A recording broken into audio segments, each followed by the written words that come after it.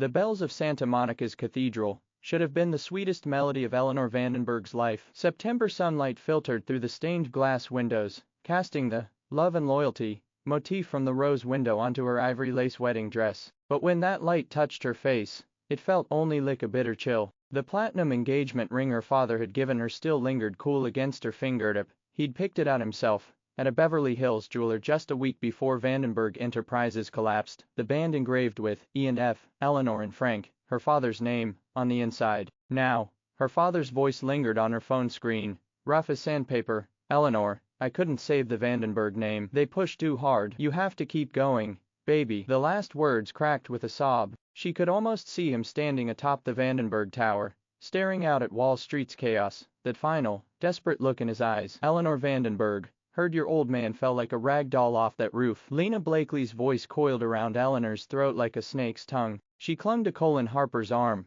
her champagne-colored gown sweeping over the cathedral's red carpet, the slight bump beneath its fabric a needle piercing Eleanor's chest. Lena's scarlet nail polish glinted in the sun, the same shade as Eleanor's engagement ring. Eleanor had even gone with her to that Beverly Hills salon just last week when Lena had laughed and said, "Gotta borrow some of your luck, babe." Eleanor's head snapped up, her gaze fixed on Lena's stomach. "The baby, when did you? Colin and I were together long before you got that ring." Lena's smile turned sickly sweet as she patted her belly. "You thought he loved you. All he ever wanted was the Vandenberg money. Now your family's bankrupt. You're not even fit to shine my shoes." Murmurs rippled through the guests. Eleanor's eyes scanned the faces. Mr. and Mrs. Green, the real estate tycoons who'd once begged for Vandenberg partnerships, now fawning over Lena. Mr. Davis, her father's oldest associate, staring at his shoes, too cowardly to meet her gaze. Even her distant cousin Martha, sneaking photos of her with her phone, a smirk playing on her lips. Colin wrenched his arm free from Eleanor's grip. The Italian cashmere of his suit brushed her palm,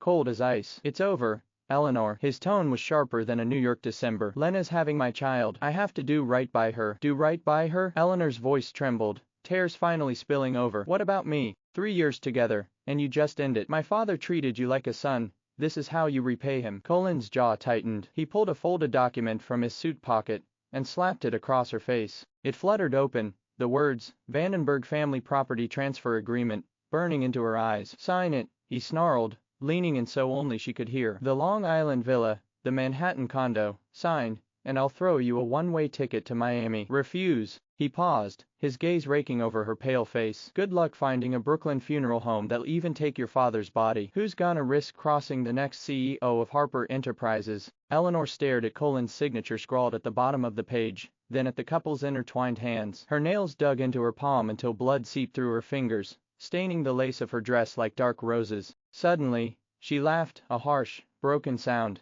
that echoed through the cathedral. "Colin Harper, Lena Blakely, mark my words." Her voice rose, sharp as a poisoned blade. "As long as I draw breath, I'll make you pay back the Vandenberg family's blood debt with interest. I'll make you kneel and repent publicly on Wall Street. I'll leave you with nothing." Colin frowned and nodded toward the door. 3 men in black security uniforms stormed in, their hands rough as they grabbed Eleanor's arms. She struggled, scratching one man's forearm, but another slammed her to the floor. She watched Colin and Lena walk away, their arms around each other, watched the guests file out, their eyes cold or curious, watched the carved wooden doors close behind her, cutting off the clink of champagne flutes, cutting off the last warmth she'd ever known. Rain began to fall, mixing with her tears and blood as it hit her face. The security guards dragged her into a black van. New York's skyline blurred past the window, a metaphor for her shattered life. She pressed her forehead against the cold metal door and swore, over and over, "What you did today, I'll make you pay for 100 times over." 3 months later, San Quentin State Prison, California. Eleanor sat on the corner of her metal bunk, rubbing a smooth stone between her fingers. She'd found it in the prison yard's dirt. Its faint stripe looked like the stop charts her father had taught her to read as a kid. She was here because of Colin. After Vandenberg Enterprises folded, he'd forged evidence that she'd embezzled $50 million. A signature, copied from her old checkbooks, bank records, photoshopped to show transfers to her accounts, and a witness statement from a bribed accountant. Lena had taken the stand in a New York federal court, sobbing as she lied. "I saw her move the money herself. She said she didn't care if Mr. Vandenberg went bankrupt. She was gonna run off with it." The judge had sentenced her to 10 years. San Quentin was California's harshest women's prison, and Colin hadn't even left it at that. He'd paid off 2 inmates, Rosa, a bulky woman in for drug trafficking, and Megan, a scrawny con artist, to Teach her a lesson. The first attack came 2 weeks after she arrived. It was laundry day. Rosa and Megan cornered her in the basement. Rosa grabbed her by the hair and slammed her head against the concrete wall. Heard you were a heiress, she sneered. Now you're just another prisoner, same as us. Megan kicked her legs, yelling. Colin said to make sure you learn your place. Blood ran down Eleanor's forehead, but she didn't cry, she didn't beg. She just stared at Rosa's face, memorizing every scar, every mark, turning the pain into something she could hold on to. Her father's voice echoed in her head.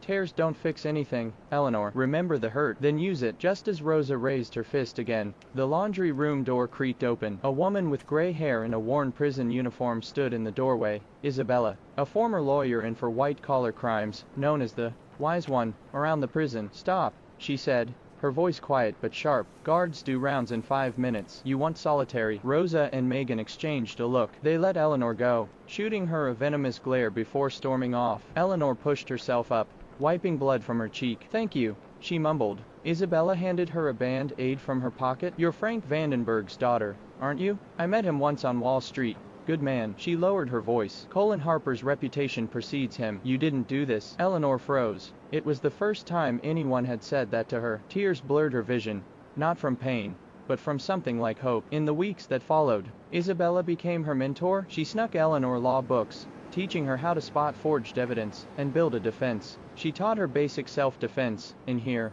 no one's gonna protect you but yourself. She even talked to her about Wall Street. Men like Colin, they get greedy. Greed's always their downfall. Eleanor soaked it all in. She stopped thinking of herself as the girl who'd loved shopping for gowns in Beverly Hills. Now, her eyes were hard, her hands calloused from push-ups in her cell. She was surviving, and waiting. Her chance came 3 months into her sentence. A guard told her she had a visitor. She thought it might be a distant relative, but when she walked into the visiting room, a woman in a black trench coat and sunglasses sat across from her. The woman slid a gold business card across the table. Xavier Cross, it read. I'm his assistant, Emily. Her voice was flat, no emotion. Mr. Cross says you're smart enough to take the only chance you'll get. Eleanor picked up the card. An encrypted phone number was scrawled on the back. Xavier Cross. She knew the name. He was the reclusive Silicon Valley billionaire, rumored to pull strings on the NASDAQ, so powerful even the FBI couldn't dig up his past. Her father had once said, Xavier Cross is a man you don't cross, but if he's on your side, you win. Why would he help me? Eleanor asked. Emily's lips twitched into a faint smile. Harper Enterprises stole a chip deal from him last year,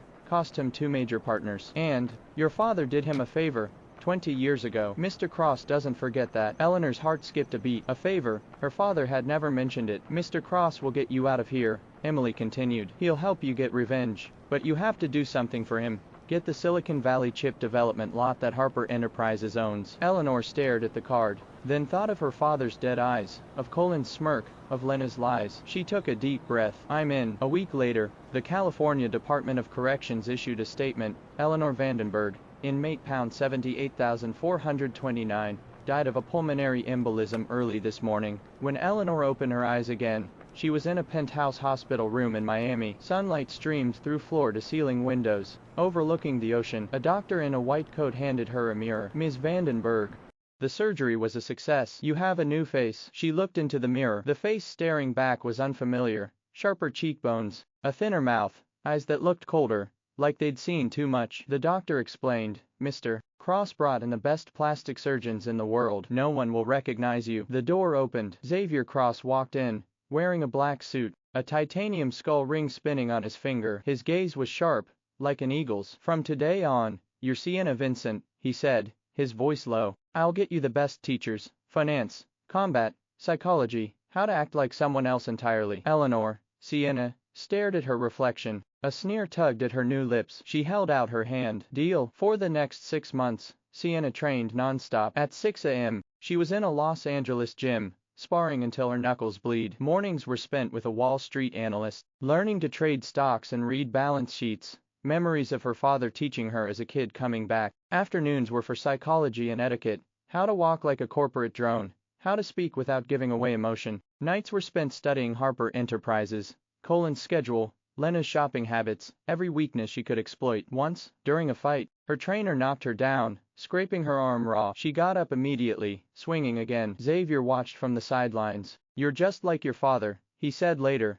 handing her a towel. Tough, stubborn, doesn't quit. Sienna looked at him, What favor did my dad do for you? Xavier was quiet for a minute. 20 years ago, I was nobody. A rival framed me for fraud. Could have gone to jail for life. Your father gave me money to hire a lawyer. He said, I believe in your talent, Xavier. Don't waste it. Tears stung Sienna's eyes. Her father had always been kind. She just hadn't known how far that kindness went. 6 months later, Sienna stood in front of a mirror, wearing a gray business suit and thick black glasses. Her hair was pulled back in a plain ponytail. The soft, privileged Eleanor was gone. In her place was someone cold, focused, ready to fight. Revenge wasn't just a goal anymore. It was a promise. At the Harper Enterprises job fair, Sienna, Eleanor, blended into the crowd. Her gray blazer was off the rack, her glasses cheap. Her resume a work of art, forged by Xavier's team. Stanford MBA, 2 years at a small tech firm, passionate about market research. Next, Sienna Vincent. She took a deep breath and walked into the interview room. 3 people sat behind the table. One of them was Mark, the head of marketing,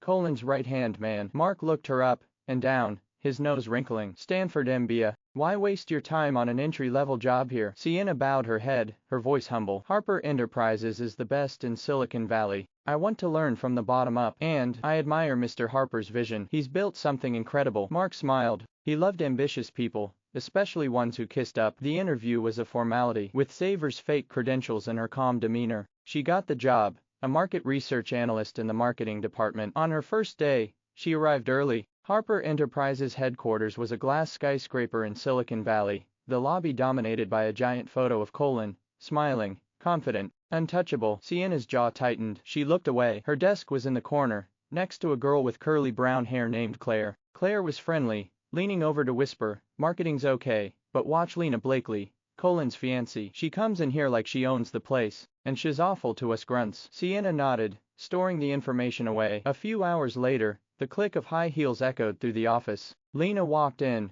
wearing a Givenchy gown and carrying a Hermes bag, 2 assistants trailing behind her. Her belly was more noticeable now, and she had that same sickly smile from the cathedral. New girl. She stopped at Sienna's desk, her eyes narrowing. Sienna Vincent. Yes, Ems. Blakely. Sienna stood up, keeping her gaze down. Good. Lena poked at Sienna's resume with a manicured finger. Don't mess up the market campaigns. Harper Enterprises doesn't keep useless people. Got it. She turned on her heel and strutted into Colin's office. Sienna sat back down, her hands clenched under the desk. She could feel Claire's sympathetic look. Don't take it personally, Claire said. She's like that to everyone. Sienna forced a smile. I'll be fine. For the next few weeks, Sienna played dumb. She turned in reports with small, intentional mistakes. She asked Mark stupid questions. She let everyone think she was just another mediocre employee, easy to ignore. But behind closed doors, she was busy. She'd hidden a tiny recorder in her desk, capturing Colin and Lena's arguments through the thin wall. She copied financial reports onto an encrypted USB drive Xavier had given her,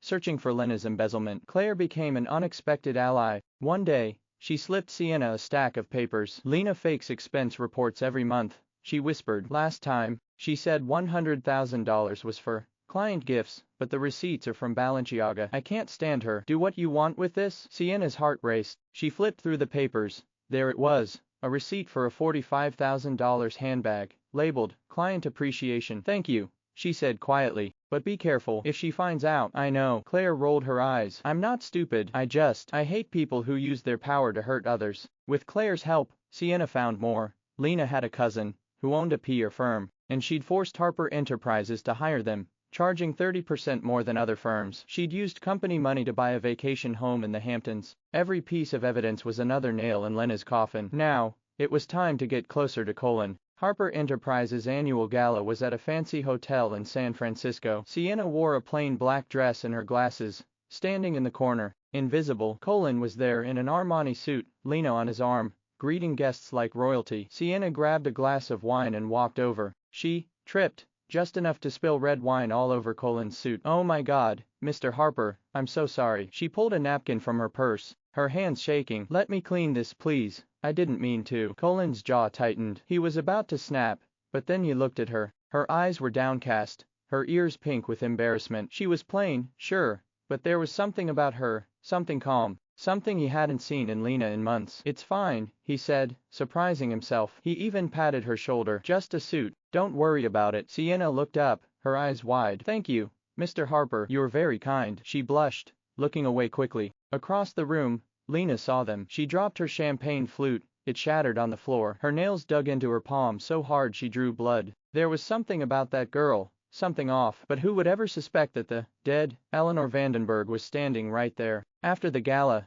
Lena pulled Colin aside, her voice sharp with jealousy. Who is she? That's Sienna. She did that on purpose. Colin frowned. Stop being ridiculous. She's just an intern. She made a mistake. An intern who, accidentally, spills wine on you. Lena scoffed. She's trying to get to you. I can tell. Colin pushed her away. Grow up, Lena. I don't have time for your paranoia. I have work to do. He walked away. Lena pulled out her phone, dialing a number. Find everything you can on Sienna Vincent, Harper Enterprises Marketing. Every detail. I want to know who she really is. In her taxi, Sienna smiled. Lena was suspicious. Good. Suspicion made people stupid. And stupid people made mistakes. Lena's investigation turned up nothing. Xavier's team had covered every trace. Fake Stanford transcripts, a fake rental agreement in Miami, even fake social media accounts with photos of Sienna at college parties. There was no proof that Sienna Vincent wasn't who she said she was. Lena was furious, but she didn't give up. She just got meaner. The next morning, she called Sienna into her office. She slammed a stack of papers on the desk. The Silicon Valley Chip Market Report. Colin wants it next week. No mistakes. I don't care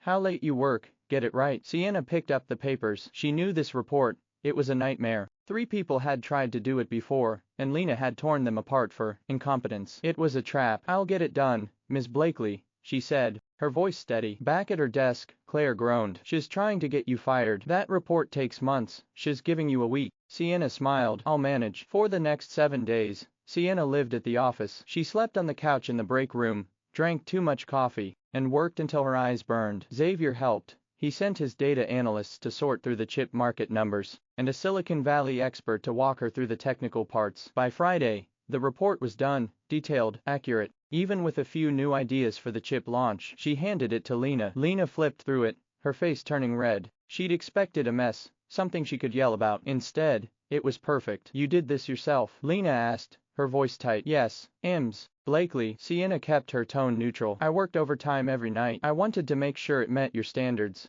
Lena threw the report on her desk. Get out. Sienna left, a small smile on her face. Lena's jealousy was eating her alive. Colin was impressed when he saw the report. He called Sienna into his office, a rare smile on his face. This is excellent, Sienna. You've got a knack for this. The chip team's already using your ideas. Thank you, Mr. Harper. Sienna bowed her head, her cheeks flushing. I just wanted to do a good job. Colin stared at her. She was quiet, hardworking, nothing like Lena, who was always yelling, always demanding. He found himself asking her to sit in on meetings, to help with presentations. He even started stopping by her desk to chat.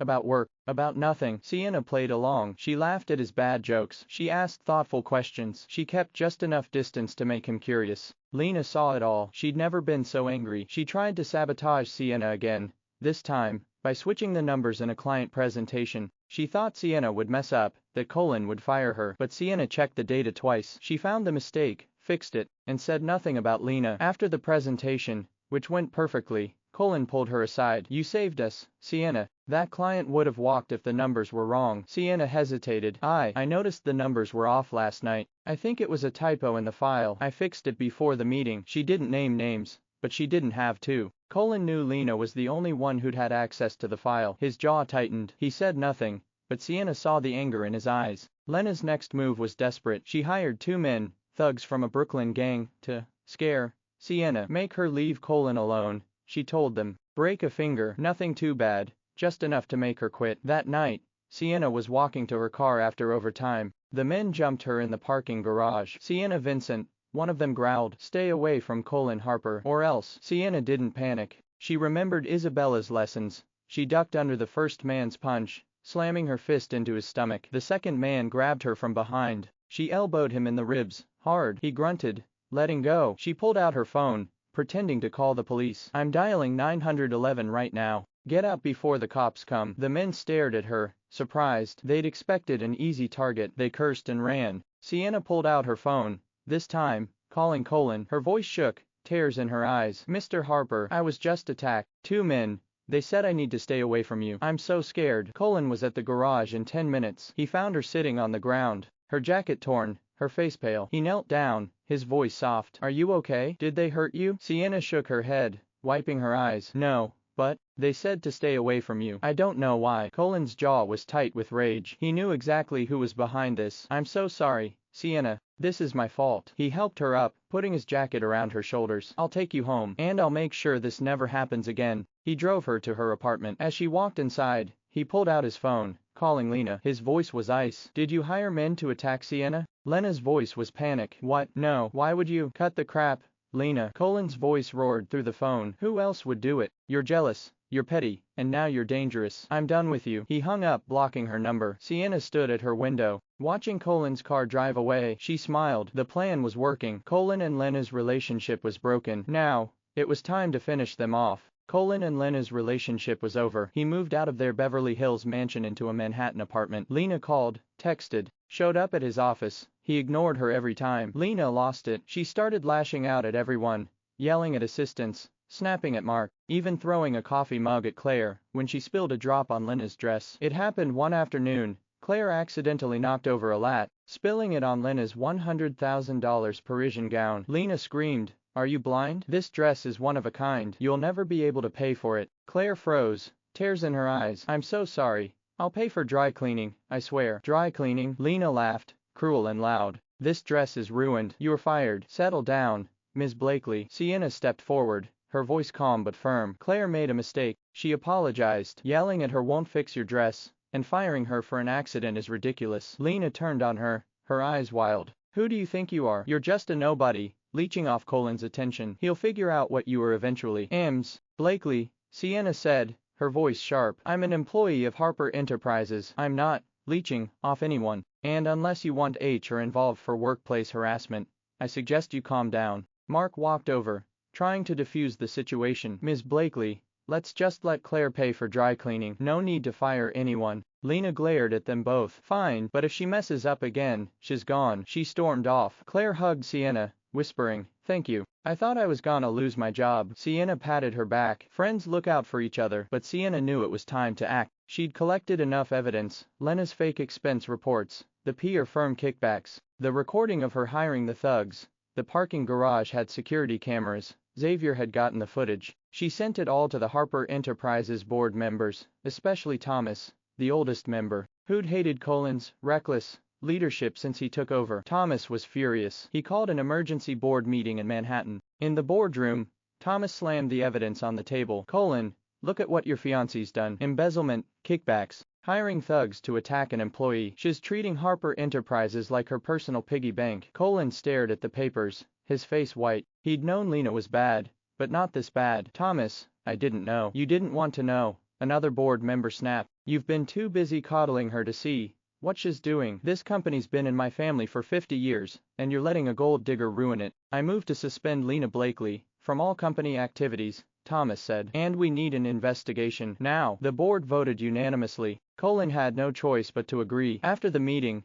Colin found Lena at their old mansion. He threw the evidence at her feet. "What the hell is this, Lena? Embezzlement, hiring thugs. Are you insane?" Lena stared at the papers, then at Colin. Her face crumpled, but then it hardened. She grabbed his arm, her nails digging into his skin. "You can't do this to me. I'm pregnant with your child. If you leave me, I'll tell everyone about the offshore account. The $50 million you stole from Harper Enterprises. You think Indian'll let you get away with that?" Colin froze. "How did you?" "I bugged your office, Colin." Lena laughed, a crazy sound. "I heard you and the CFO talking. You're gonna drain the company and run, aren't you? Well, I'm not letting you leave me high and dry. Either you fix this, get me my job back, get the board off my back, or I'll go to the IRS. We'll go down together." Colin stared at her. She was a monster, volatile, dangerous. He knew he had to get rid of her. "Calm down," he said, his voice fake soft. "We'll fix this. Just let's talk. No more threats." Lena smiled, greedy and stupid. "Good. I knew you'd see sense." Sienna got the call from Xavier that night. The board suspended Lena. Colin's panicking, and Lena knows about the offshore account. Sienna's lips curved into a smile. "Perfect. Time to call the IRS." She sent the evidence to the Internal Revenue Service, bank records showing Colin's transfers to a Cayman Islands account. The CFO's confession: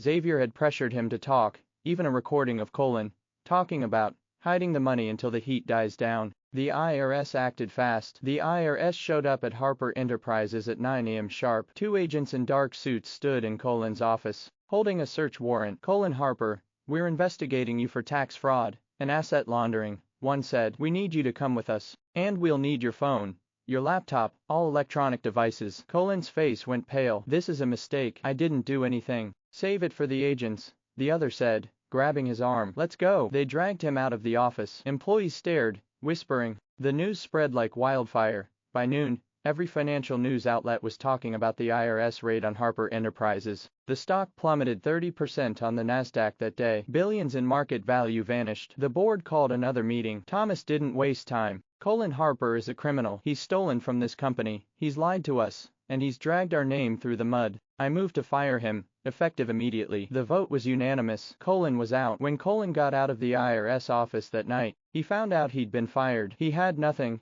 No job, no money. The IRS had frozen his accounts. No future. Lena found him at his Manhattan apartment. She banged on the door, screaming, Colin, open up. You ruined my life. You owe me. He opened the door, his face hollow. I have nothing. Lena, I can't help you. You have to. She pushed past him, throwing his things off the table. Get me money, or I'll go to the press. Tell them everything. About the embezzlement, about the offshore account, about how you killed Eleanor's father. Colin's head snapped up. What did you say? I said I'll tell everyone. Lena yelled. You think anyone'll care about you when they know you drove Frank Vandenberg to suicide? You'll rot in jail. Colin's phone rang. It was his lawyer. Colin, it's over. The IRS has everything. They're pressing charges, and the media's got the story about the offshore account. You're finished. Colin hung up. He stared at Lena, at her greedy eyes, her cruel smile. She'd been using him this whole time, just like he'd used Eleanor. He laughed, a loud, crazy sound. You want to go down together? Fine, let's go down together. He grabbed a kitchen knife from the counter. Lena's smile faded. Colin,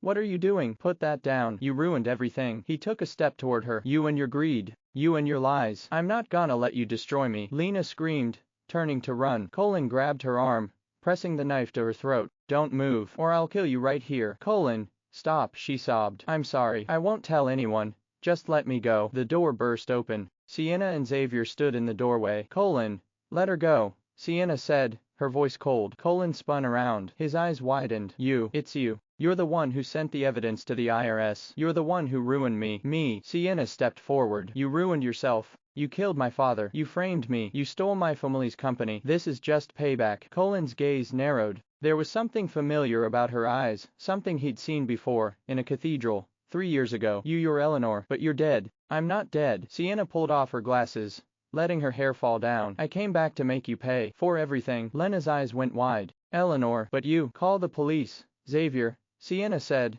never taking her eyes off Colin. Xavier pulled out his phone. 911. There's a man with a knife holding a woman hostage at 5th Avenue, apartment 1-2B. Colin's hands shook. He heard sirens in the distance. He knew he was trapped. You won't get away with this, he snarled. I already have. Sienna's voice was calm. Put the knife down, Colin. It's over. Colin stared at her. Then he dropped the knife. It clattered to the floor. He fell to his knees, sobbing. The police arrived minutes later. They cuffed Colin and Lena, leading them out. Lena screamed, I'm innocent. It was all Colin's fault. Sienna watched them go. Tears fell down her face, but they were tears of relief. It was over. Her father's killer was going to jail. Xavier put a hand on her shoulder. He'd be proud of you, Eleanor. She nodded, wiping her eyes. I know. With Colin and Lena in jail, Harper Enterprises was in chaos. The board had no idea how to fix the company, until Xavier stepped in. He offered to buy the company, with 2 conditions. He'd keep all employees, and he'd let Eleanor run it. The board agreed. They had no choice.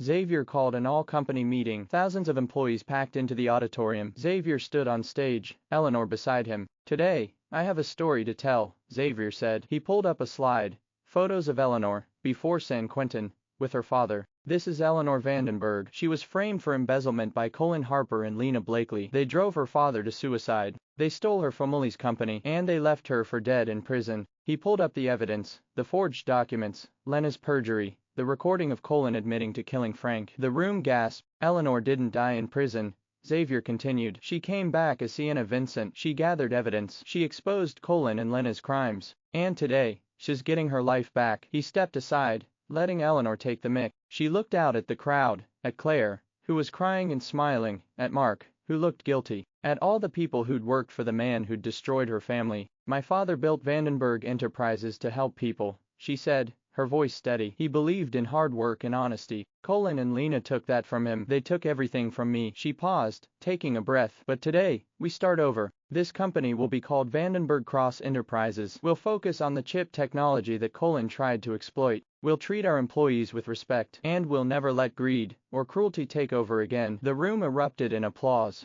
Claire ran up to her, hugging her. I knew you were good, she said, laughing. In the weeks that followed, Eleanor got to work. She fired the CFO and Mark. They'd known about Colin's crimes and said nothing. She promoted Claire to marketing director. She hired a new legal team to fix the company's reputation. With Xavier's help, she struck deals with Tesla and Apple, turning the chip division into a success. The IRS dropped its investigation into the company. Eleanor had proven no one else was involved. The stock started to rise again. Meanwhile, Colin and Lena's trial began. They turned on each other. Colin claimed Lena had forced him to embezzle. Lena said Colin had threatened her into lying. But the evidence was overwhelming. The judge sentenced Colin to life in prison for fraud, embezzlement, tax evasion, and the wrongful death of Frank Vandenberg. Lena got 20 years for perjury, conspiracy, and aiding and abetting. Eleanor sat in the courtroom, watching them be led away. Colin stared at her, his eyes full of hatred. Lena sobbed, begging for mercy. Eleanor felt nothing but calm. It was over. After the trial, Eleanor and Xavier went to Frank's grave. She laid a bouquet of white roses on the stone. Dad, she said, her voice soft, they're in jail. I got the company back. I'm gonna make you proud. Xavier stood beside her, quiet. He already is, he said. Eleanor smiled. She looked up at the sky, blue, clear, full of hope. For the first time in years, she felt free. Colin and Lena faded into obscurity. No one talked about the power couple of Beverly Hills anymore, except to laugh at how they'd fallen. They were just two criminals, rotting in jail, paying for their sins. Eleanor went back to work. She had a company to run, a legacy to uphold. But she knew one thing for sure. Justice might be slow, but it always comes. Eleanor stood by the floor-to-ceiling window in the top-floor office of Vandenberg Cross Group, formerly Harper Group, her fingertips gliding gently over the cold glass. Outside, the morning light of Silicon Valley spilled over the rooftops of the sprawling tech parks, like a sprinkle of crushed gold. This office had once belonged to Colin, but now hanging on the wall was a black and white photo of her father, Frank Vandenberg. He was wearing a light gray suit, his smile warm, his eyes brimming with hope for the future. Ms. Vandenberg, here's the latest test report just submitted by the Chip R&D department, said her assistant Amelia, knocking on the door and entering with a blue-bound document in her hands. Tesla has confirmed that our third-generation smart chip fully meets their autonomous driving needs, and we'll be able to sign the official cooperation agreement next week. Eleanor turned around, took the document, and let her fingertips linger on the phrase, 100% test pass rate for a moment. 3 months ago, when she first took over the company, the chip R&D department had been almost at a standstill. Colin had laid off half of the core engineers to siphon off assets, and the remaining staff were in a state of panic. She'd spent an entire month flying to Boston, Seattle, and other cities personally, luring back each engineer Colin had fired one by one. She'd also recruited top R&D talents from Stanford and MIT, finally getting the project back on track. Inform the R&D department to hold a small celebratory dinner tonight.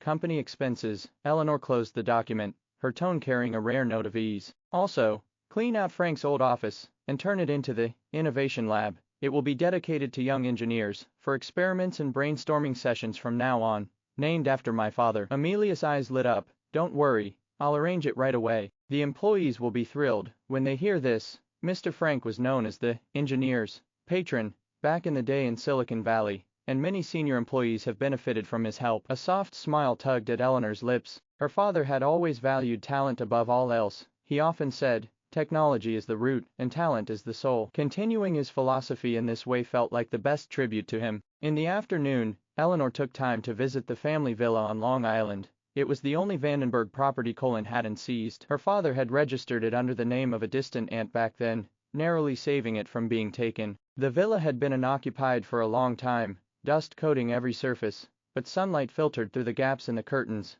casting long streaks of light on the floor. She pushed open the door to her father's study. His collection of economics books was still neatly arranged on the bookshelf, and his used fountain pen and an unfinished notebook lay on the desk. Eleanor walked over, gently opening the notebook. Inside were her father's handwriting, recording the early development plans of Vandenberg Enterprises, and several pages mentioning her name. Eleanor learned to read candlestick charts today, smarter than I was at her age, and my daughter says she wants to be a designer. That's wonderful. Doing what you love is the most important thing. Tears suddenly welled up in her eyes. Eleanor sat down in her father's chair, burying her face in the notebook, her shoulders trembling slightly. Over the past year, she'd been so busy with revenge and rebuilding the company that she'd barely dared to pause. She feared that if she stopped even for a moment, she'd be drowned in the pain of losing her father. But now, looking at these familiar words, she suddenly felt that her father had never left. He'd been with her, all along, in his own quiet way. Dad, I did it, Eleanor whispered to the air. The company is getting better, and the chip project is a success. I haven't let you down. A few birds chirped outside the study window, and the sunlight fell right on the notebook's cover, as if it were her father's gentle response. In the evening,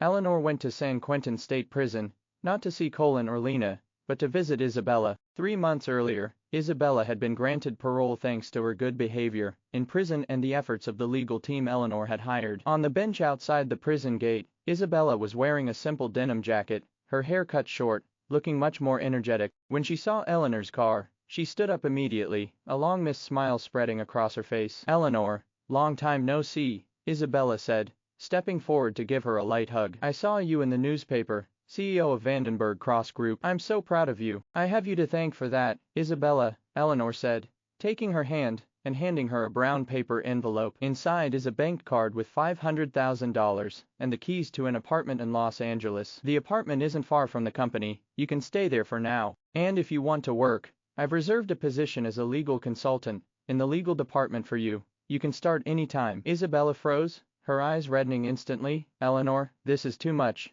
I can't accept it. You have to, Eleanor interrupted firmly. In prison, you taught me legal knowledge and how to protect myself. You're my teacher and my friend. Besides, I know you used to be one of the best corporate lawyers on Wall Street. Your talent shouldn't go to waste. Isabella looked into Eleanor's sincere eyes, finally nodding, tears falling onto the envelope. Thank you, Eleanor. I won't let you down. That night, the Chip R&D department's celebratory dinner was held at a seafood restaurant in San Francisco. When Eleanor walked in, everyone stood up and applauded. The engineers in the R&D department held up their glasses, their faces filled with excitement and pride.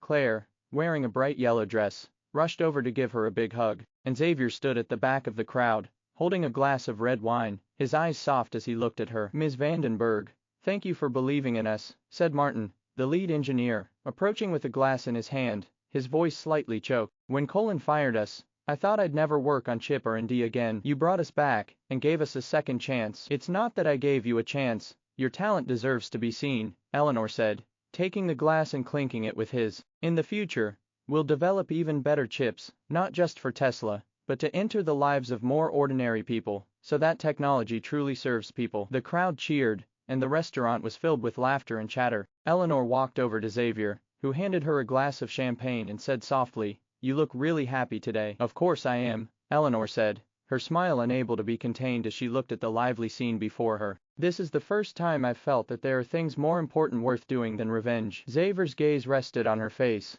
a hint of a noticeable tenderness in his eyes. Your father would be so proud of you if he could see you now. Eleanor looked up, their eyes meeting. Moonlight filtered through the restaurant window, shining in his eyes like a sea of stars. She suddenly remembered the first time she'd met him. He'd been wearing a black suit, spinning a titanium skull ring between his fingers, his eyes as sharp as an eagle's. But now, his eyes were warm, like the winter sun. Xavier, thank you, Eleanor said softly. Without you, I might never have gotten out of that darkness. Xavier set down his glass and gently took her hand. His palm was warm and strong. I only did what I should have. Your father helped me once, and I owed him a debt of gratitude. And you deserve a better future. In that moment, the music and laughter in the restaurant seemed to fade away. All Eleanor could hear was the sound of her own heartbeat, clear and strong, like the beat of a drum. She knew that something different was slowly growing between her and Xavier. Claire burst into Eleanor's office with a stack of documents in her arms, sweat still glistening on her face. Ms. Vandenberg,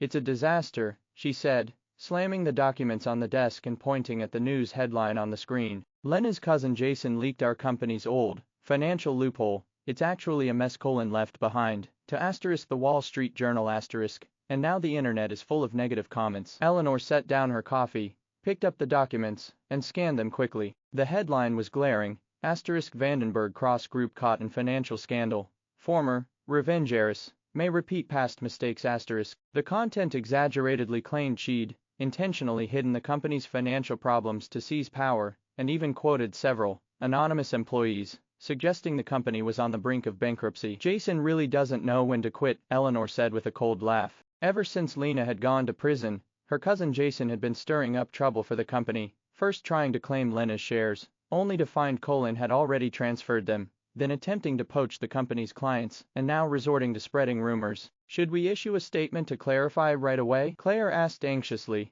tapping her fingers rapidly on the desk. The PR department already has a draft ready. We can send it out as soon as you sign off. But Eleanor shook her head, opening her computer and pulling up the company's financial statements from the past 3 months. A statement alone won't work. Jason must have expected us to clarify if he dared to spread these rumors. What we need to do is speak with facts. She pointed to data points like 40% net profit growth and sufficient cash flow on the statements, saying to Claire, "Tell the PR department to hold a press conference this afternoon. Bring the company's financial statements, bank statements, and the original copy of the Tesla cooperation agreement. We're not just clarifying, we're showing everyone how well Vandenberg Cross Group is doing now. Also, contact the editor-in-chief of the Wall Street Journal and tell them that if they don't remove the false report and issue an apology, we'll sue them for defamation." Claire looked at Eleanor's com profile, and the panic in her heart gradually subsided. Over the past 6 months, she'd learned so much from Eleanor, from being a regular employee who only knew how to do market research to now being a capable marketing director. She'd witnessed how Eleanor had pulled the company back from the edge of bankruptcy,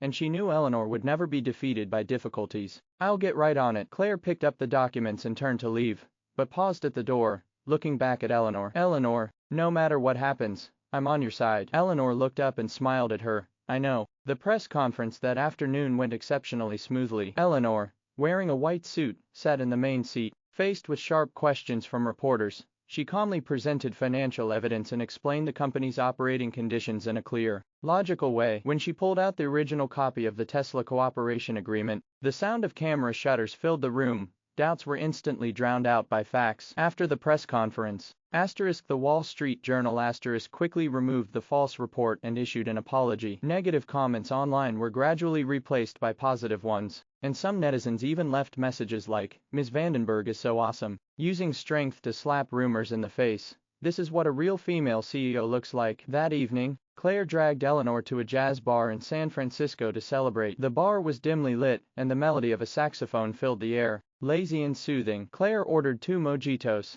handing one to Eleanor. "To our great victory." Eleanor took the glass and clinked it with hers. "And to you. We wouldn't have gotten the PR department ready so quickly without you." "Come on, you don't have to be so polite with me." Claire took a big sip of her drink, a flush rising to her cheeks. "Honestly, Eleanor, I never thought I'd become marketing director. When I first joined the company, I was so nervous I could barely talk to clients. You've always encouraged me and given me opportunities." She paused, her voice choking slightly. "My parents passed away when I was young, and I've been struggling on my own ever since. No one has ever trusted or supported me like you do. Sometimes I feel like you're like my older sister." Eleanor's heart warmed slightly. Ever since her father had died, she hadn't felt this kind of family-like warmth in a long time. She reached out and gently patted Claire's hand. "We're friends, but we are also family. No matter what difficulties we face in the future, we'll face them together." That night, they talked for hours, about Claire's childhood on a farm in Kansas, about the fun times Eleanor had riding horses with her father when she was little, and about their dreams for the future. Even after the bar closed, they weren't ready to leave, walking along the San Francisco waterfront as the salty sea breeze carried away all their tiredness and worries. A week later, Eleanor received an unexpected package, sent from San Quentin State Prison, with Isabella's name on the return address. She opened it to find a notebook, and on the title page was written, "Eleanor, these are legal cases I organized in prison. There's a lot about corporate compliance and intellectual property protection that might be useful to you. Also, thank you for the opportunity.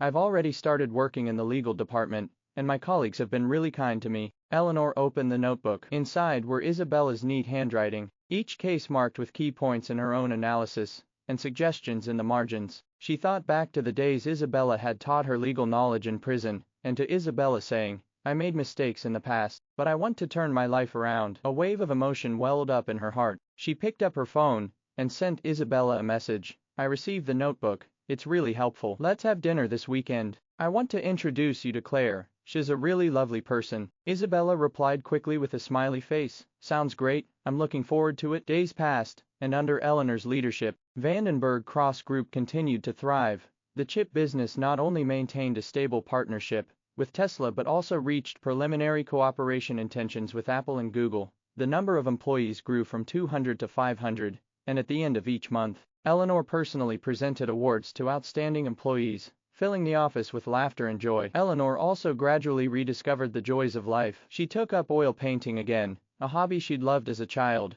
and set up a small studio in the basement of her villa, spending a few hours painting every weekend. She also joined an equestrian club, going horseback riding occasionally, just like she used to do with her father. Xavier was always there when she needed him. Sometimes he'd bring her a cup of hot coffee when she worked late into the night. Sometimes he'd stand quietly by her side when she visited her father's grave. Sometimes he'd give her earnest feedback on her paintings. Even though he knew nothing about art, he always took it seriously. They weren't officially together, but they were closer than friends. They'd go wine tasting in Napa Valley on weekends, watch movies together, and talk about their pasts late at night. Eleanor knew Xavier had many stories hidden in his heart, like why he'd stayed single for so long, or why he rarely talked about his family, but she never pressed him. She knew he'd tell her when he was ready. Once, when they were visiting her father's grave together, Xavier suddenly said, "My father died when I was very young. I've been on my own since I was 13. Back then, I often went hungry and got bullied. It was one of your father's words that woke me up." He said,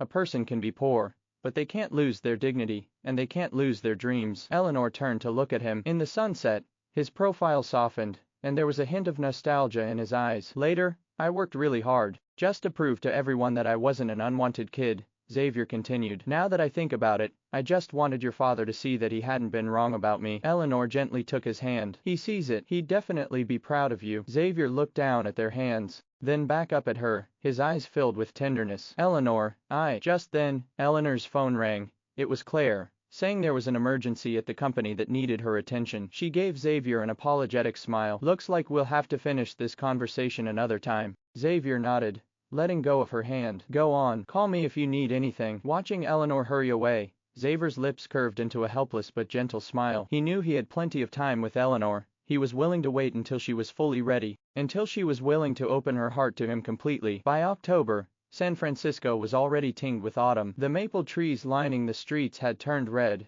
and when the wind blew, the leaves fell like fluttering butterflies. Eleanor sat in Xavier's car, looking at the scenery outside the window, holding a thermos in her hands. Inside was the pumpkin pie she'd baked that morning. It was her father's birthday, and they were going to visit his grave together. "You remembered my father loved pumpkin pie." Eleanor turned to look at Xavier, who was driving. She'd only mentioned it in passing last week. "My dad always loved the pumpkin pie I made for his birthday," but she hadn't expected Xavier to remember, let alone rearrange his schedule to come with her. A faint smile tugged at Xavier's lips. "Of course I remembered. I remember everything you say." Eleanor's heart skipped a beat. She quickly turned back to the window, pretending to watch the scenery, but her cheeks turned red uncontrollably. She thought about Xavier's company over the past 6 months, how he'd stayed up all night helping her analyze data during the financial crisis, how he'd sat with her silently all night when she was sad on her father's death anniversary, how he'd traveled all the way from New York to wish her well at the company's first annual dinner. These little things were like pebbles, rippling through her heart. She knew her feelings for Xavier had long surpassed business partners. She just wasn't sure if he felt the same way. The car stopped at the cemetery gate. Eleanor picked up the pumpkin pie and walked toward her father's tombstone with Xavier. She placed the pie in front of the tombstone, lit 2 candles, and whispered, "Happy birthday, Dad. I made your favorite pumpkin pie. Have a taste?" Xavier stood beside her, holding a bouquet of white chrysanthemums, which he placed gently next to the tombstone. "Mr. Frank, thank you for your help back then. Eleanor is doing well now, and the company is too. You can rest easy." A soft wind blew, making the candle flames flicker, as if her father was responding to them. Eleanor knelt down in front of the tombstone, her fingers brushing gently over the name carved into it, her eyes moistening. "Dad, Xavier is a really good person. He's helped me so much, just like you helped him back then." Looking at her profile, Xavier felt a sudden urge to tell her how he felt. He knelt down, gently took her hand, and said in a deep, sincere voice, "Eleanor, I like you. Not as a friend,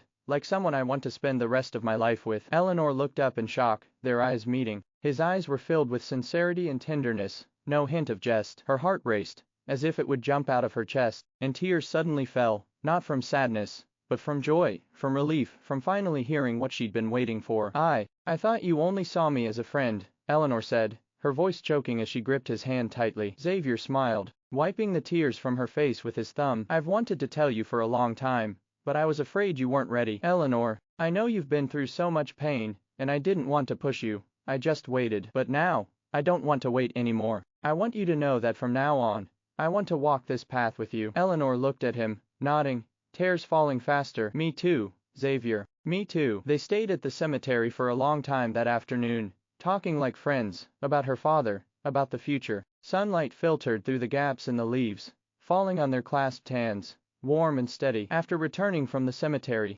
Eleanor and Xavier's relationship became clear. They were like any other couple, going to the movies and having dinner on weekends, saying goodnight to each other before bed, taking care of each other when they were sick. Xavier also gradually opened up to Eleanor. He told her his mother had died when he was young, and his father had been too busy with work to spend much time with him, so he'd learned to be independent from a young age. He also told her he'd stayed single for so long because he was afraid of being hurt after giving his heart away, but meeting her had made him realize that true love was worth being brave for. Eleanor also shared her deepest fears with him. She was afraid of being betrayed again, afraid she wasn't good enough, afraid she couldn't make him happy. Xavier just held her tightly and whispered in her ear, I won't betray you. You're perfect, so perfect that I feel lucky to have you. We'll work hard together, and we'll be happy together. Their love wasn't marked by grand confessions or luxurious gifts, but by quiet, steady warmth. Xavier would remember she hated cilantro, and remind the waiter to leave it out every time they ordered. Eleanor would remember he had mild insomnia, and make him a cup of warm milk every night. He'd accompany her to her studio to paint, praising her work earnestly even if he didn't understand art. She'd go with him to tech expos, listening patiently as he explained professional terms even if she didn't follow. For Thanksgiving in November, Eleanor invited Claire, Isabella, and several core employees of the company to her home for a dinner party. She cooked all the traditional dishes herself: turkey, roasted potatoes, pumpkin pie, and Xavier helped out by her side. He wasn't much of a cook, but he was good at chopping vegetables, and he'd pass her seasonings and wipe her sweat when she needed it. Wow, Ms. Vandenberg, you and Mr. Xavier are so sweet, Claire said, taking a bite of turkey, her eyes full of admiration. The way Mr. Xavier looks at you, it's like his eyes are overflowing with tenderness. Isabella nodded, smiling. I've never seen Mr. Xavier like this. Back when he attended meetings in Silicon Valley, he was always so cold that no one dared to approach him. Now he's helping chop vegetables and pass seasonings. Love really tames even the toughest people. Xavier's ears turned slightly pink. He picked up a piece of turkey and put it on Eleanor's plate. Eat up. Don't listen to their teasing. Eleanor took the turkey and smiled at him, her heart full of sweetness. Looking at the lively scene before her, Claire and Isabella chatting about work, other employees discussing the company's new projects, Xavier peeling an orange for her, she suddenly felt this was exactly the life she'd always wanted, the person she loved by her side, trusted friends walking with her, a career worth fighting for, and a warm home. After the guests left, Xavier stayed to help Eleanor clean up the kitchen. He washed the dishes while she wiped the table, and they'd smile at each other whenever their eyes met. Eleanor, Xavier said, turning off the faucet and facing her. There's something I want to tell you. Eleanor stopped what she was doing and looked at him. What is it? Xavier pulled a small box from his pocket and opened it. Not a diamond ring, but a silver bracelet with a tiny F pendant for Frank. I had a designer make this, he said softly. The F stands for your father, and also for forever. I want you to know that I'll protect you forever, just like your father did, and I'll love you forever. Eleanor looked at the bracelet, tears falling again. She held out her wrist, letting Xavier fasten the bracelet around it, then threw her arms around him tightly. Thank you, Xavier. Thank you for everything you've given me. Xavier held her, resting his chin on top of her head, his voice gentle. You don't have to thank me. You deserve the best. Moonlight spilled through the window, falling on their embracing figures, warm and beautiful. Eleanor knew the pain of the past would never fully disappear, but those wounds had become the strength that helped her grow. And in the days ahead, with Xavier by her side, friends walking with her, and her father's spirit guiding her, she would never be afraid again, because she'd finally found her own happiness. In December, light snow fell over New York. Eleanor stood outside the federal prison, wearing a thick down jacket, holding a black folder in her hands. Today, she was going to see Lena, a decision she'd hesitated over for a long time. Ever since Lena had gone to prison, Eleanor hadn't seen her once. It wasn't because she hated Lena, but because she didn't know how to face this former best friend, someone she'd grown up with, someone she'd shared her deepest secrets with, who had ultimately betrayed her and destroyed her family. Eleanor Vandenberg. The prison guard verified her identity and led her into the visiting room. Lena sat on the other side of the glass in the visiting room,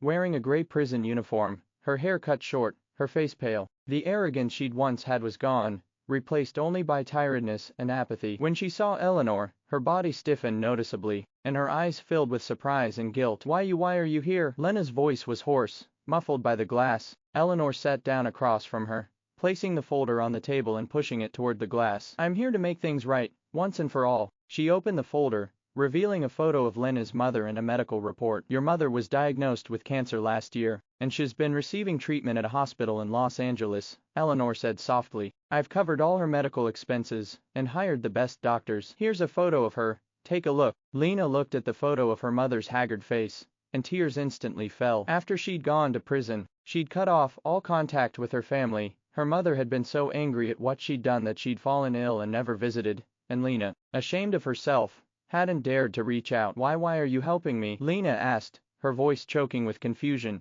I hurt you so much, you should hate me. Eleanor looked at her, her eyes calm. I did hate you once. I hated you for betraying me, for hurting my father. But then I realized that hating someone is exhausting. It's like carrying a stone in my heart, weighing me down. I don't want to be trapped by hatred anymore. I want to let you go, and I want to let myself go. She paused, then continued. I know you had a hard childhood. Your father was an alcoholic. Your mother was strict with you. That's why you craved success so badly. Why you wanted to marry into a wealthy family. But Lena, success isn't earned through betrayal and lies, and happiness isn't bought with money or status. You still have a chance. Behave well in prison, and when you're released, go see your mother. Start over. Lena looked at Eleanor, tears streaming down her face. She pressed her forehead against the glass, her voice full of remorse. Eleanor, I'm sorry. I'm so sorry. I know I was wrong, but I'll never get a chance to make it up to you. No. You do have a chance, Eleanor said firmly. It's never too late to change, as long as you're willing. I've already talked to the prison. From now on, I'll send you books and magazines every month. Read them, learn something. When the visiting time was up, Lena clung to the glass and said to Eleanor, thank you, Eleanor. If there's a next life, I'll be a good person. I'll never betray you again. Eleanor nodded, stood up, and turned to leave. As she walked out of the prison gate, snowflakes fell on her face, their cold touch clearing her mind. She looked up at the sky, watching the snowflakes drift down,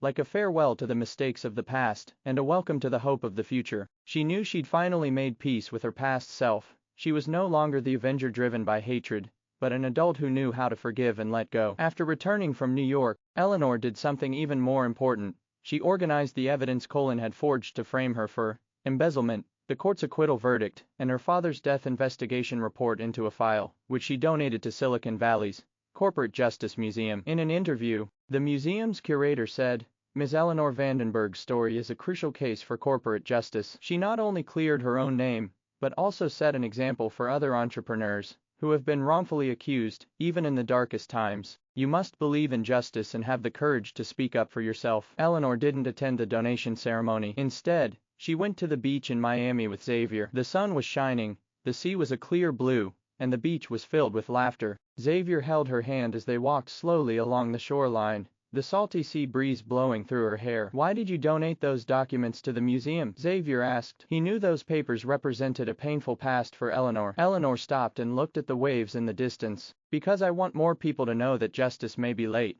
but it never fails. And I want people who've been through similar things to know, don't be afraid, don't give up. If you keep fighting, the truth will come out eventually. Xavier squeezed her hand gently. You're so brave. Eleanor smiled and leaned her head on his shoulder. I'm not brave. It's because of you, and Claire, and Isabella. You've all given me the courage to be brave. They sat on the beach for a long time that afternoon, talking about their plans for the future. Eleanor wanted to set up a women's entrepreneurship support fund at the company to help talented women entrepreneurs who lacked resources. Xavier wanted to donate part of his assets to charity to help children in poor areas get an education. Let's go to Italy for a vacation next spring, Xavier suddenly said, his eyes filled with anticipation. I've heard Tuscany is beautiful in spring, full of vineyards and ancient castles. Eleanor looked up and smiled at him. That sounds great, but we have to take Claire and Isabella with us. They've been so busy lately, they deserve a break. Xavier nodded. Whatever you want. As the sun set, they walked back along the beach. Eleanor looked at the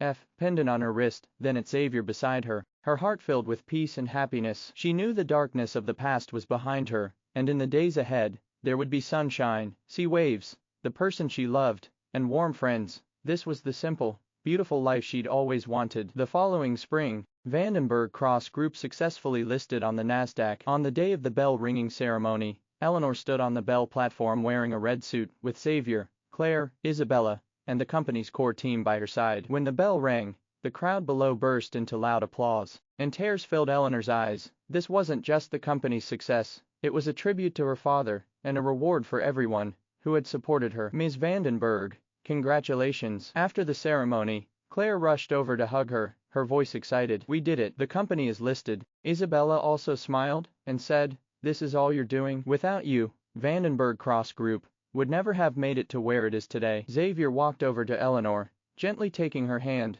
pride shining in his eyes. I knew you could do it. Eleanor looked at the people around her, her heart full of gratitude. She took the microphone and said to the reporters and employees below, today, I want to thank so many people, my father, Frank Vandenberg, who taught me what responsibility and kindness mean, Xavier Cross, who pulled me out of the darkness when I was at my lowest and walked with me through the hardest times, Claire, Isabella, and every employee of this company. Your trust and support have brought us all to this moment. She paused, her voice growing firmer. The listing of Vandenberg Cross Group is not an end, but a new beginning. In the future, we'll continue to focus on chip R&D and drive technological progress. We'll keep supporting women's entrepreneurship and help more people realize their dreams. We'll use our strength to bring more goodness to this world. The crowd erupted in applause again, and the sound of camera shutters filled the air. Eleanor knew this was just a new starting point in her life. There were still so many things she wanted to do, so many dreams she wanted to realize. The first weekend after the listing,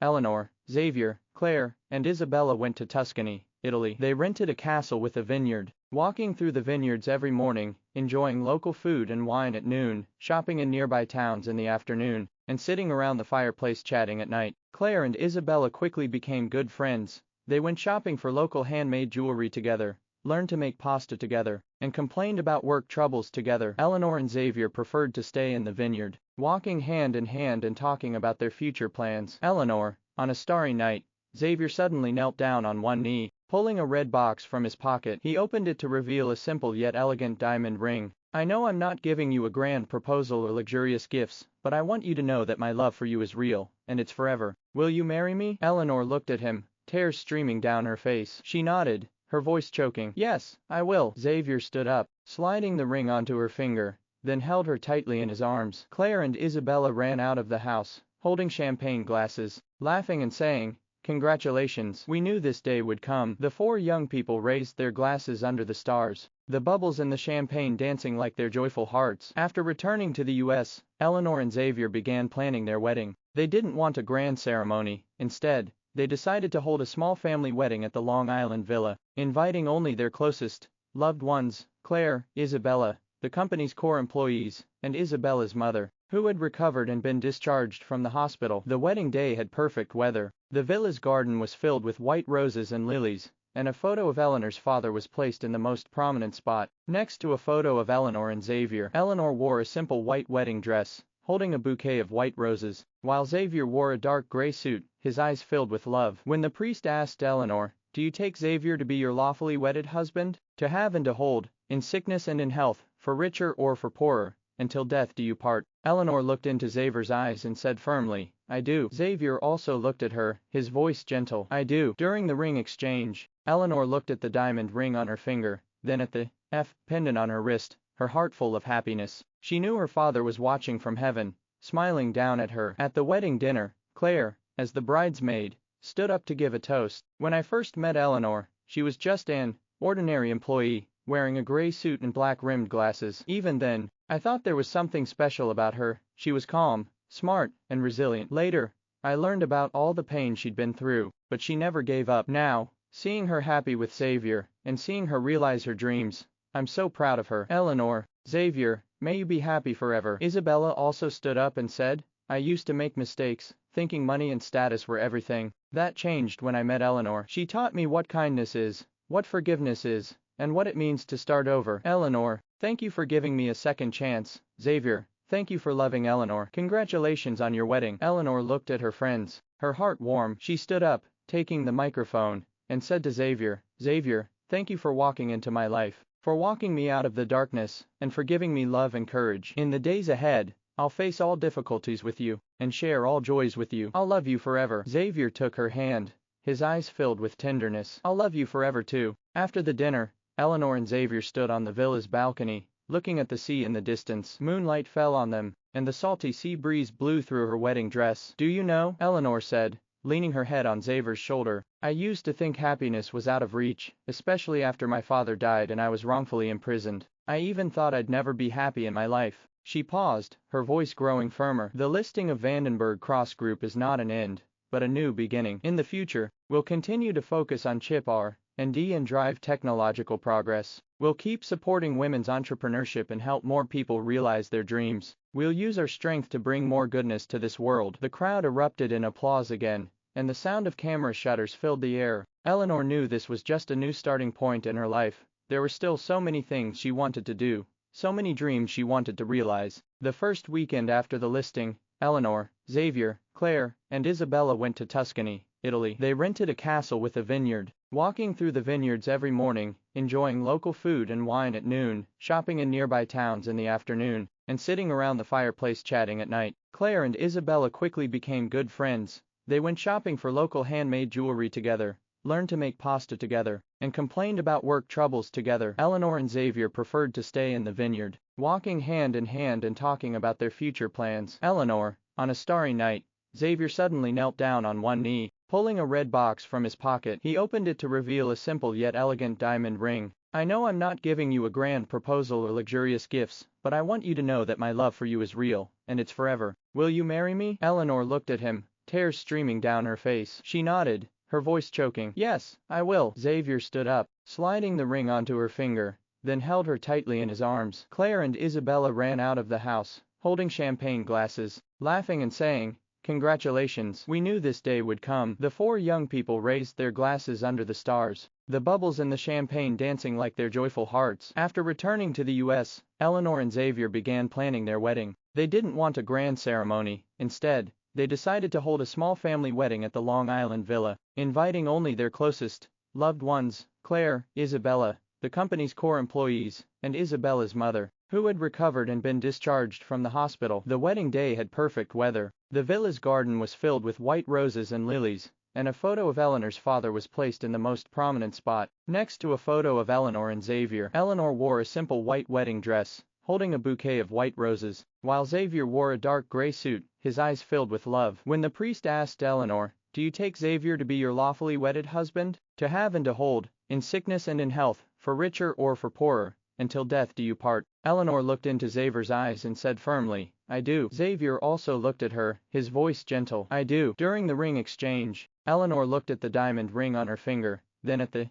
F pendant on her wrist, her heart full of happiness. She knew her father was watching from heaven, smiling down at her. At the wedding dinner, Claire, as the bridesmaid, stood up to give a toast. "When I first met Eleanor, she was just an ordinary employee, wearing a gray suit and black-rimmed glasses. Even then, I thought there was something special about her. She was calm, smart, and resilient. Later, I learned about all the pain she'd been through, but she never gave up. Now, seeing her happy with Xavier, and seeing her realize her dreams, I'm so proud of her." Eleanor, "Xavier, may you be happy forever." Isabella also stood up and said, "I used to make mistakes, thinking money and status were everything. That changed when I met Eleanor. She taught me what kindness is, what forgiveness is, and what it means to start over." Eleanor, "Thank you for giving me a second chance." Xavier, "Thank you for loving Eleanor. Congratulations on your wedding." Eleanor looked at her friends, her heart warm. She stood up, taking the microphone, and said to Xavier, "Xavier, thank you for walking into my life, for walking me out of the darkness, and for giving me love and courage. In the days ahead, I'll face all difficulties with you, and share all joys with you. I'll love you forever." Xavier took her hand, his eyes filled with tenderness. "I'll love you forever too." After the dinner, Eleanor and Xavier stood on the villa's balcony, looking at the sea in the distance. Moonlight fell on them, and the salty sea breeze blew through her wedding dress. "Do you know," Eleanor said, leaning her head on Xavier's shoulder, "I used to think happiness was out of reach, especially after my father died and I was wrongfully imprisoned. I even thought I'd never be happy in my life.